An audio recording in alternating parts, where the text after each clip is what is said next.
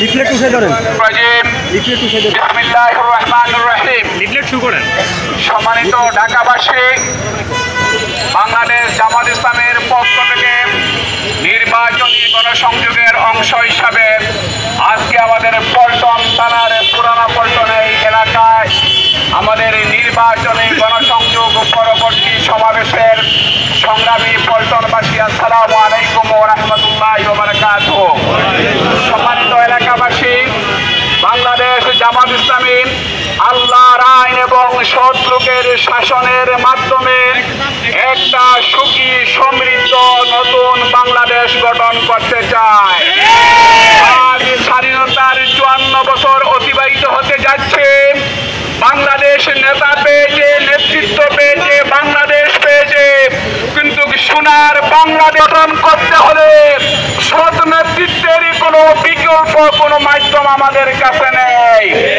ইতিমধ্যে প্রমাণিত হয়েছে এই বাংলাদেশে দুর্নীতিতে বারবার দেশ চ্যাম্পিয়ন হয়েছে শুধুমাত্র সৎ নেতৃত্বের অভাবে। আমি দেশবাসী, আমরা পরিষ্কার বলতে চাই যে দুর্নীতির কারণে বারবার বাংলাদেশ পিছিয়ে পড়েছে। সেই দুর্নীতি এই বাংলাদেশে আর চলতে দেওয়া হবে না।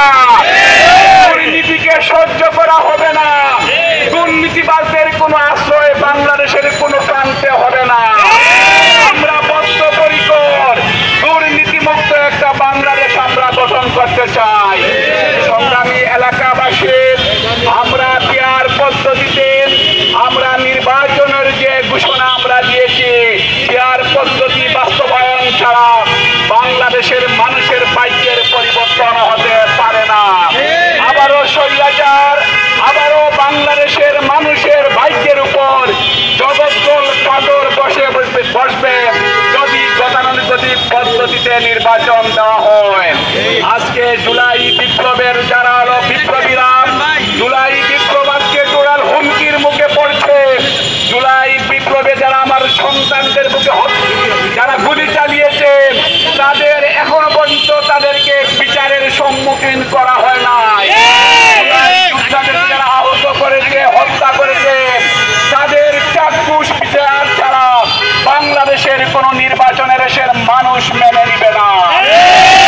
এলাকাবাসী, আসুন নতুন বাংলাদেশ গঠনের জন্য পেয়ার পদ্ধতি বাস্তবায়ন, সাথে সাথে যারা আমাদের সন্তানদের বুকে গুলি চালিয়েছে তাদের চাক্ষুষ বিচার এবং লেভেল প্লেইং ফিল্ড তৈরির জন্য আমরা যদি